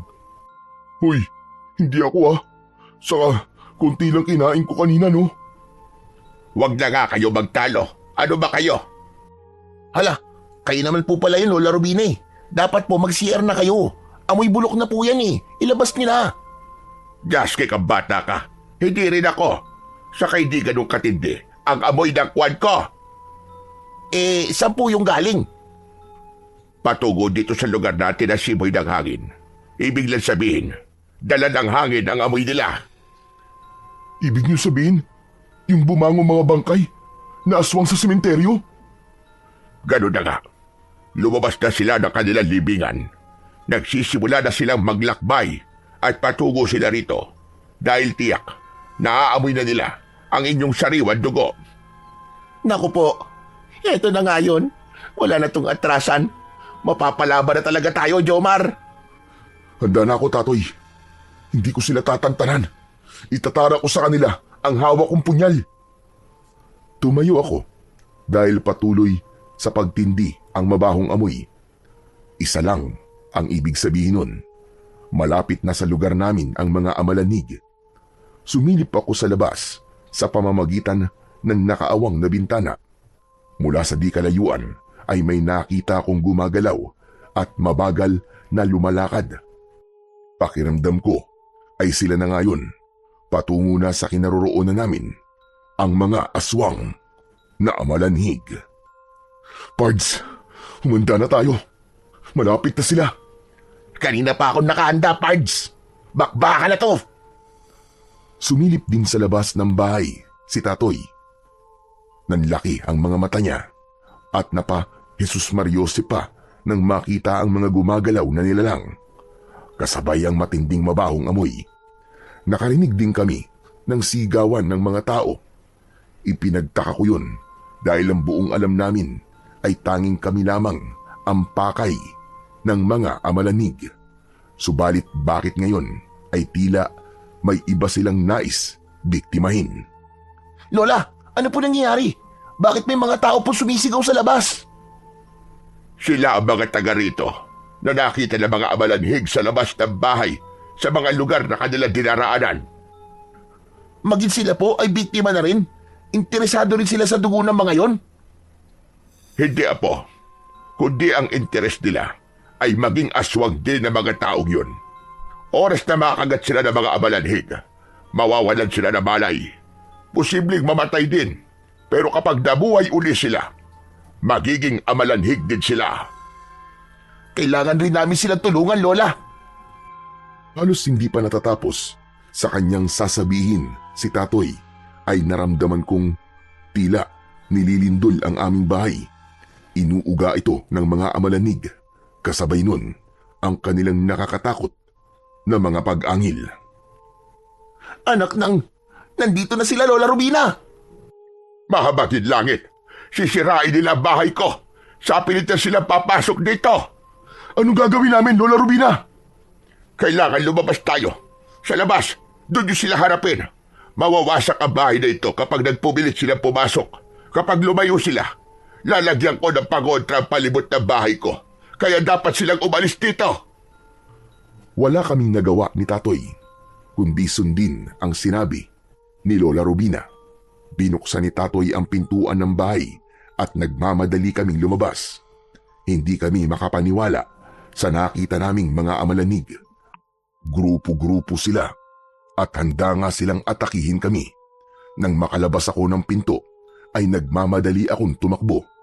Nauna na ako at nakita ko na kagad na pumihit ang mga amalanig para sundan ako. Naiwan si Tatoy pero ramdam kong nakasunod na rin siya. Samantalang si Lola Rubina naman ay napaligiran ng mga amalanig. Nakita ko, nakasunod ko nga si Tatoy. Hindi nga nakasunod sa amin si Lola Rubina. Naiwan sa loob ng kubo si Lola Rubina, Pards. Anong gagawin natin? Hindi ko maaaring pabayaan ang lola ko. Babalikan natin siya. Bumalik kami ni Tatoy. Nagkatalikuran kaming magkaibigan para harapin ang mga nabuhay na bangkay ng mga aswang. Tama na yan! Pabayaan niyo ang lola ko! Mga jablog buwang kayo! Mabili ba kayo? Tantanan niyo si Lola Rubina! Kami ang harapin niyo, mga mababahong aswang! Sa ginawa kong pagsigaw sa mga amalanig, ay isa-isang naglingunan sa amin ni Tatoy ang mga kampon ng dilim. Lumapit ang mga ito at iniwan ang bahay. Nakakadiri ang itsura ng mga aswang amalanig. May mga luwa ang mga mata. Ang iba naman ay kita ang lumalabas na mga naaagnas na lamang loob. May ibang halos humiwalay na ang ulo sa katawan. May mga bahagi ng katawan na tila bali-bali na. Ang pinakamatindi pa sa lahat ay ang nakakasulasok nilang amoy na humahalo sa simoy ng hangin. Wala kaming ibang pagpipilian kundi ang harapin ang mga nabuhay na bangkay sa Barrio Noches. Inihanda ko ang hawak kong punyal. Halos masuka-suka ko sa amoy ng mga amalanig pero tiniis ko yun. Sinugod ko isa-isa at ibinaon sa kanilang katawan ang hawak kong punyal. Sa bawat pagsaksak ko gamit ang hawak kong punyal ay lumalagpas ang aking braso sa kanilang katawan. Lumulusot yun dahil nga litaw na ang kanilang lamang loob. Naririnig ko rin ang pandidiri ni Tatoy. Katulad din ng nangyari sa akin ang kanyang nararanasan. Lumulusot din sa katawan ng mga amalanhig ang punyal na isinasaksak sa kanila. Kaya ang ginawa ko ay sa kanilang bunbunan ko isinaksak ang hawak kong armas. Sa bawat saksak ko sa kanilang bunbunan na tumatama sa kanilang mga bungo at nakikita ko ang kanilang pangihina hanggang sa tuluyang bumagsak. Kaya sinigawan ko si Tatoy kung ano ang dapat niyang gawin. Sinabi ko na gawin din niya ang aking ginawa. Sinunod naman ito ng kaibigan ko. Dinig na dinig ko ang kanyang pagsigaw sa bawat amalanig na kanyang napapatay. O ano? Akala nyo yata may isaan nyo kami ha? Sige, umungol ka pang aswang ka hanggang gusto mo. Hataw lang ng hataw, Tatoy! Birahin mo ng birahin! Oo, Pards, pero bumabaligtad ng sikmura ako sa amoy ng mababahong amalanig na to. Ako din, Tatoy! Pero kailangan natin pagtiisin yun, kundi tayo papatay ng mga amalanig na to! Ipinagpatuloy namin ang pagharap sa mga bangkay na aswang na nabuhay. Tila hindi nauubos ang mga ito. Kung may mga napapatay kami ni Tatoy, ay merong dumarating at mas marami pa. Ibig lang sabihin, maraming mga bangkay ng aswang ang nakalibing sa sementeryo ng Barrio Noches. Hindi nga yun nakapagtataka dahil nakilalang baryo ng mga aswang ang nasabing lugar ayon sa pagkakakwento ni Lola Rubina. Yun nga lang, hindi siya naging kauri ng mga aswang. Ayon din sa kanyang kwento ay may mga katulad niya sa baryo na piniling manatiling normal na tao kaysa ang maging bahagi ng mga nilalang na naghahasik ng dilim. Ayaw nilang maging aswang at nagawang igalang yon ng mga naninirahan doon. Kaya nga lang, kapag dumarating ang ganong pagkakataon na bumabangon ng mga aswang na namayapa na, hindi sila ligtas sa pagsalakay ng mga ito. Napatingin ako kay Tatoy, pinipilit pa rin niyang harapin ang mga amalanig. Saglit pa, ay narinig ko ang sigaw ni Lola Rubina. Humihingi siya ng saklolo. Nakita ko na nasa labas na rin siya ng bahay at hawak ng mga amalanig. Nakuha rin pala si Lola Rubina. Hindi sila interesado sa dugo ng isang matanda. Pero maaari nila itong isama sa kanilang pinanggalingang hukay para ilibing ng buhay at maging aswang amalanig din sa darating na panahon. Delikado si Lola Rubina! Hindi siya dapat mapahamak! Jomar! Si Lola!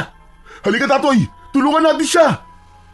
Iniwan namin ni Tatoy ang pagharap sa ibang mga amalanig at pinuntahan namin si Lola Rubina upang tulungan. Wala na ang bawang na ginagamit niyang pangontra. Posibleng naubos na ang mga ito. Tatoy, Jomar! Mga apo, tulungan niyo ako! Ayoko sumama sa mga mamamahong amalanhig na ito! Tulungan niyo ako! Huwag po kayo mag-alala, Lola! Kami po ang bahala sa inyo! Nang lapitan namin ni Jomar, ang mga amalanig ay iniwan nila si Lola Rubina at kami ang sinugod ng mga ito. Naamoy kasi nila ang sariwa naming dugo at yun ang nakaengganyo sa kanila. Subalit hindi kami papayag na matikman nila ang dugo namin dahil magiging paraan yun para mabuo sila at magbalik sa dati nilang normal na kalagayan. Huwag na kayong ambisyoso, mga amalanig! Ang dapat sa inyo ay maubos na. Ang kukulit niyong mga amalanig kayo! Sinabi lang hindi kami magpapakain sa inyo! Hayop kang amalanig ka. Ibabaon ko sa bunbunan mo ang punyal na ito. Ha! Ako rin! Ibabaon ko to sa mga mata mong nakaluwa na! Kahit totoong nakakadiring makipaglaban sa mga bangkay na aswang na nabuhay, ay dapat namin gawin yon. Maya-maya pa ay bumagsak na sa lupa ang mga aswang na kanina lang ay umaatake kay Lola Rubina. Iginala namin ang aming paningin. Kakaunti na ang natitirang mga amalanig. Marami na ang nakahandusay at nagkahiwa-hiwalay ang mga katawan. Pards, kakaunti na lang sila. Tama ka, Tatoy. Kaya ubusin na natin ang mga natitira pa. Huwag kayo magpakampante, mga apo. Mahaba pa ang gabi. Ano pong ibig niyo sabihin, Lola? Hanggang hindi pa nagliliwanag, ay patuloy na darating ang iba pang mga amalanig. Ano? Ibig niyo po sabihin may darating pa? Oo, gano'n na nga. Anak ng teteng, ano po yung umatake sa atin? First batch pa lang? Basta ang alam ko, meron pa grupo ng mga amalanig ang posibleng dumating. Mas matatapang sila at mas mababagsik. Ano pang iniintay natin, Jomar? Ubusin na muna natin ang mga natitira. Oo, Tatoy. Kung totoo ang sinasabi ni Lola Rubina, kailangan malipol na muna natin itong mga naiiwan. Kaya pinagtulungan naming harapin uli ang mga naiwang mga amalanig. Dahil kakaunti na lang sila, kaya saglit lang ay tumimbuwang na ang mga ito. Subalit pagkatapos na bumagsak ang mga natitirang amalanig na nakasagupa namin, ay muling umalulong ang mga aso, hudyat ng panibagong panganib. Diyos ko po, parating na sila, mga apo. Ang ikalawang grupo ng mga amalanig? Tama ka. Mas maging maingat kayo dahil hindi sila kasing hina ng mga naunang grupo. Ano pong ibig niyo sabihin, Lola? Kung ang naunang mga amalanig ay naaagdas na at halos humihiwalay na mga laman sa katawan, hindi ang mga paparating. Ibig sabihin, mga buo na po sila? Tama ka, Tatoy. Sila mga bangkay ng aswang na hindi pa natatagalang ilibing. Iginala ko ang aking paningin hanggang dumating na nga ang mga bagong grupo ng mga amalanig. Mas mabibilis silang kumilos, hindi gaya ng mga nauna. Lola, umalis na muna kayo. Bumalik na kayo sa bahay. Delikado kung makikita nila kayo. Oo, apo. Kayo na ni Jomar ang bahala sa kanila. Ipagdadasal ko kayo. Anak ng teteng, mapapalaban na naman tayo nito. Nagmamadaling lumayo si Lola Rubina. Minsan pa ay nagtalikurang kami ni Tatoy para harapin ang dumating na ikalawang grupo ng mga amalanig. Tama si Lola Rubina, kakaiba nga ang mga dumating. Buong buo ang katawan ng mga ito. Nakita ko na may lider na nangunguna sa kanila. Hindi ako maaaring magkamali. Siya si Manggilier, ang matandang lalaki na nakita kong kausap ni Lola Rubina ng mga nakaraang gabi. Sige mga kapanalig, huwag kayong mag-aksaya ng oras. Harapin niyo ang dalawang dayo dahil nasa kanila ang ikalalakas at magpapabalik sa dati ninyong mga nabubulok na katawan. Kailangan niyo ang sariwan dugo nila. Hangal ka, Manggilier! Hindi mangyayari ang sinasabi mo! Kalokohan yan! Hindi kami makapapayag na maging biktima ng mga kapanalig mo! Ang dami niyo pa sa sat. Tignan natin kung hanggang saan ang yabang ninyong dalawa. Ah, ganon! Gusto niyo kami subukan? Oh, dahil alam kong wala kayong binatbat. Mayabang ka rin tanda, kaya tignan natin! Minsan pa, humudyat na ang matandang nagpakilalang pinuno ng mga amalanig. Kaya dumaluhong na ang mga kampo ng dilim. Muli ay nakipagpambuno kami ni Tatoy sa mga nabuhay na bangkay ng mga aswang. Hindi na kailangan sa ulo sila saksakin, kundi maaari na rin sa kanilang katawan. Buo pa ang katawan ng mga ito, kaya hindi tumatagos ang hawak naming punyal.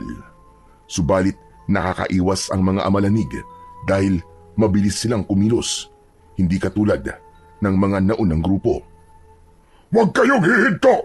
Kailangan magapi ang dalawang binata! Talagang ginagalit mo kami ng kaibigan ko, ha?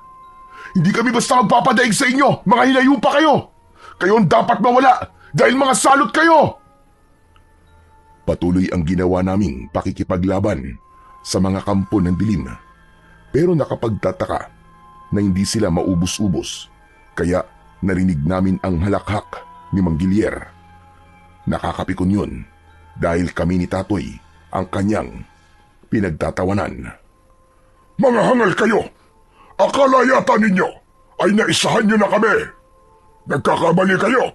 Hindi mauubos ang mga amalanhig na kaharap nyo ngayon. Jomar, napansin mo rin ba? Parang di sila nauubos, ano? Hindi ko na rin maintindihan kung bakit ganun. Iginala namin ang aming mga paningin. Marami kaming nagapi na mga amalanig. Nakatimbuang ang mga ito. Pero ganun na lang ang pagtataka ko dahil isa-isang bumabangon muli ang inakala naming napatay na namin. Pards, tignan mo mga nakaandusay na amalanig. Anak ng teting, bumabangon sila uli. Buhay pa rin. Mukhang mahihirapan tayo. Hindi sila namamatay. Pero paano nangyari yun? Talagang mga hunghang kayo. Paano mamamatay ang patay na? Kaya hindi mauubos sa mga kampon ko. Kayo ngayon ang naghihintay ng inyong kamatayan. Nataranta kami ni Tatoy dahil tila nagsasayang lang kami ng lakas. Pinapagod lang namin ang aming mga sarili. Lumalaban kami sa mga kampo ng dilim na hindi pala namin magagawang patayin.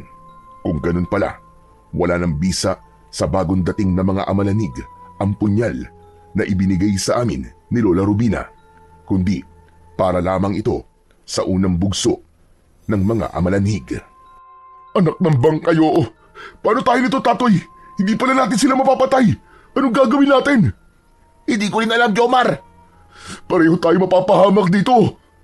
Huwag ka mawala ng pag-asa. Baka may paraan pa. Tatoy, kailangan natin makabalik muna sa loob ng bahay ni Lola Rubina. Pero bakit? Baka may alam siyang ibang paraan. Naging mabilis ang aming pagpapasya. Tumakbo kami patungo sa bahay. Kinalampag namin ang pinto upang buksan yun ni Lola Rubina. Nang mabuksan yun ay agad kaming pumasok at muling isinara ang bahay. Alam namin na nakasunod sa amin ang mga amalanig pero hindi sila basta-basta makakapasok sa loob nun, lalo na't nalagyan na ni Lola Rubina ng pangontra ang paligid ng bahay. Nalagyan na rin niya ng asin at bawang ang palibot ng bahay. Nariyan pa rin ang kampo ng dilim, pero hindi sila basta-basta makakapasok dito sa loob. Alam po namin, Lola. Lola Rubina, hindi kaya ng punyan lagawa sa pagil ng elepante ang mga bangkay ng aswang. Kakaiba na po sila. Si Mang Gilier, kasama po nila. At siya nag-uutos sa mga kampo ng dilim. Oo, dahil siya man ay kauri nila. Si Gilier ang halimbawa ng patay na nabuhay at bumalik sa dati ang pagkatao. Pero kung hindi naman sila mapapatay gamit ang punyal, ano po ang dapat namin gawin, Lola? Kailangan magpahabol kayo sa mga amalanhig. Ano? Magpahabol kami? Oo, apo, ganun ka. Dapat sila sumunod sa inyo at dalhin nyo sila sa lugar na may tubig. Sa ilog? Tama ka. Siguro naman ay tanda mo pa rin ang ilog na pinaliliguan mo noon. Alam ko po yun, Lola. Magpahabol kayo hanggang sa ilog. Dapat sumunod sila sa inyo. Kapag nabasa ng tubig ang mga amalanhig, magiging mabagal ang kanilang pagkilos. At kung aabutin sila ng pagsapit ng umaga, yun na ang kanilang magiging wakas. Ang sikat ng araw ang papatay sa kanila. Naiintindihan niyo ba ang ibig kong sabihin? Opo, Lola Rubina. Sige na, lumabas na kayo. Magpahabol kayo sa mga amalanhig hanggang doon sa ilog. Kaya hindi na kami naghintay ng oras. Lumabas kagad kami ni Tatoy at mabilis na tumakbo. Nakita namin na nagmamadali rin na nakasunod sa amin ang mga amalanig. Nauna si Tatoy at nakasunod lamang ako. Siya ang nakakaalam ng daan papuntang ilog. Subalit habang tumatakbo kami, ay nakita ko ang isang anino sa hindi kalayuan. Nang malapit na kami, ay nakilala ko kung sino yun. Walang iba kundi si Mina. Naroon si Mina. Saglit kaming huminto ni Tatoy. Mina, bakit ka nandito? Gusto ko makatulong sa inyo. Tutulungan mo kami? Alam mo ba sila sabi mo, Mina? Mapangalib ang mga amalanhig na sumusunod sa amin. Hindi sila basta napapatay ng aming dalang armas. Kaya nga, may dala rin akong panlaban sa kanila. Eka, dala mo yung pambomba ng mga pananim ah. Oo, tama ka. Ito ang ginagamit ng tatay ko nung nabubuhay pa siya na pang-spray sa kanyang mga pananim na palay. May laman itong tubig na hinaluan ko ng dinikdik na bawang at asin. Alam kong mangyayari to. Ang muling pagbangon ng mga patay na aswang ngayong undas. Kaya inihanda ko ito.